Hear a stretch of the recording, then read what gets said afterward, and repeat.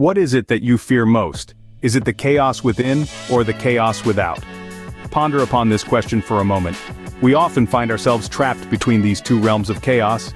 The chaos within is the turmoil of our thoughts, emotions, and fears. It's the messy room of our minds that we often avoid cleaning. On the other hand, the chaos without is the disorder we perceive in the world around us. It's the news headlines that scream disaster, the conflicts that seem never-ending, the problems that appear insurmountable. These two spheres of chaos are not isolated from each other. Rather, they are intricately connected, reflecting and influencing one another. The chaos within us often projects onto our external world. When we feel disorganized internally, the world around us appears chaotic. Conversely, when the world seems chaotic, it fuels the turmoil within us.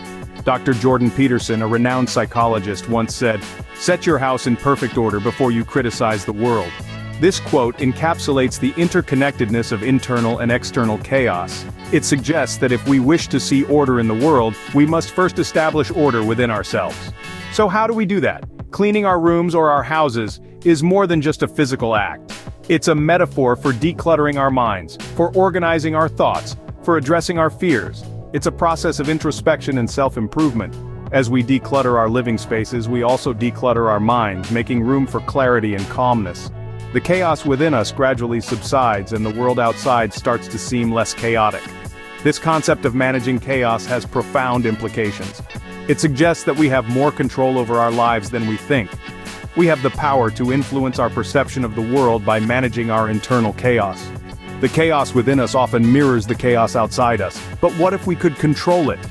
Imagine the possibilities. Imagine the peace. Imagine the power. Have you ever looked in the mirror and seen not just your reflection but the source of all your problems? Let me share a tale with you, a story of a traveling monk.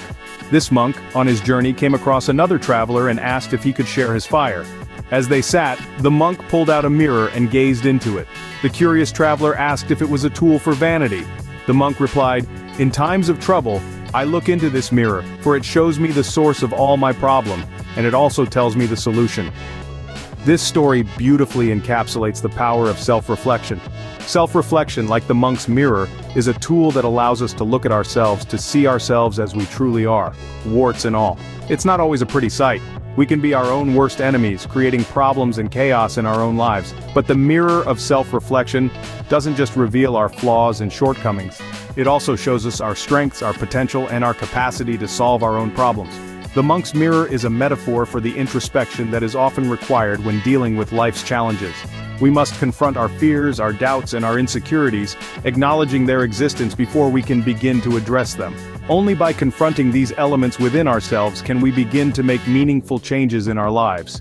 The mirror of self-reflection is a tool of empowerment. It can be uncomfortable to look at ourselves so honestly, to see our flaws and failings.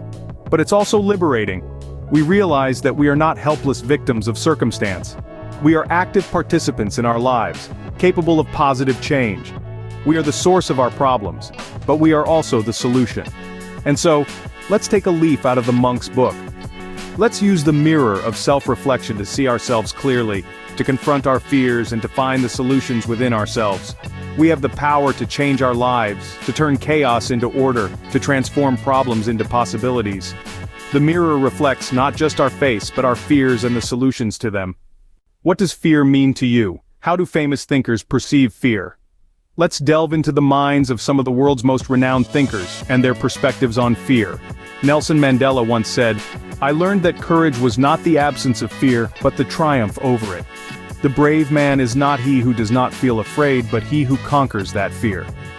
Here Mandela emphasizes that fear is a natural emotion, one that even the bravest of us can't escape. However, it's not the fear that defines us, but our ability to rise above it. Mark Twain, a master of wit and wisdom, takes a more humorous approach to fear, stating, "Courage is resistance to fear, mastery of fear, not absence of fear." Twain's perspective reminds us that fear is not something to be eradicated, but to be mastered and used as a driving force towards courage. Next, we have a quote from the brilliant mind of Marie Curie, the first woman to win a Nobel Prize, who said, "Nothing in life is to be feared, it is only to be understood. Now is the time to understand more, so that we may fear less." Curie's perspective encourages us to investigate our fears, to dissect them, and to understand their roots. By understanding our fears, we demystify them, and they lose their power over us. And finally, we turn to the words of contemporary author Paulo Coelho, who wrote in his novel, The Alchemist. Tell your heart that the fear of suffering is worse than the suffering itself. Coelho suggests that the anticipation of fear can often be more debilitating than the fear itself. The fear of the unknown, the fear of failure, can paralyze us, preventing us from pursuing our dreams and achieving our potential. These quotes, from different times and different minds, all point to a common thread. Fear is not just an emotion, it's a challenge to overcome. The real victory lies not in avoiding fear, but in facing it, understanding it, and ultimately conquering it. Fear is not just an emotion, it's a challenge to overcome. What do you do when the storm of life is upon you? This question brings to mind a memorable quote from the film Big Trouble in Little China. The protagonist, Jack Burton, finds himself in the midst of chaos, amidst thunderous roars and pillars of heaven shaking. But does he retreat? No, he stands tall, looks that massive storm right square in the eye, and challenges it, saying, "Give me your best shot, pal. I can take it." Now this isn't just a macho movie quote meant to pump adrenaline. It carries a profound implication about how we can confront our fears and challenges head-on, just like facing a storm. Think about it. A storm, in all its fury, is daunting. It's unpredictable, chaotic, and potentially destructive. But isn't life, with all its ups and downs, just like that? And when we find ourselves in the midst of a storm, do we run, or do we confront it? The metaphor of the storm is a call for resilience and courage in the face of fear. It's about harnessing the strength within us to confront the chaos, to navigate the turbulence, and to push through the uncertainty. Resilience is not about avoiding the storm. It's about learning to dance in the rain, to embrace the winds of change, and to find the courage to face the thunderous roars. It's about realizing that the storm is not an end, but a beginning. The beginning of a journey that tests our mettle, pushes our limits, and ultimately shapes us into stronger, more resilient beings. And courage, well, courage is about standing up to the storm, looking it in the eye and saying, "I am not afraid. I will not be defeated. I will not be swept away. I am stronger than the storm." So the next time you find yourself in the midst of life's storm, remember Jack Burton's words. Remember the strength within you. Remember the resilience and courage that you carry within your spirit. When the storm comes, don't hide, stand tall and face it. How can we confront our fears and take control of our lives? Let's start with the practical steps. One approach is to identify our fears. What are we truly afraid of? Is it failure, judgment, or the unknown? Once we've identified these fears, we can start to address them. Secondly, we need to acknowledge our fears. This isn't about banishing them or pretending they don't exist. It's about acknowledging that they are a part of us. Ignoring them only gives them more power. By acknowledging our fears, we can start to understand them. And understanding is the first step towards control. Next, it's time for a little housekeeping. Not just in our physical spaces, but also in our minds. Just as we declutter our rooms, we need to declutter our thoughts. Let's sweep away the cobwebs of negativity, the dust of self-doubt, and the clutter of unhelpful beliefs.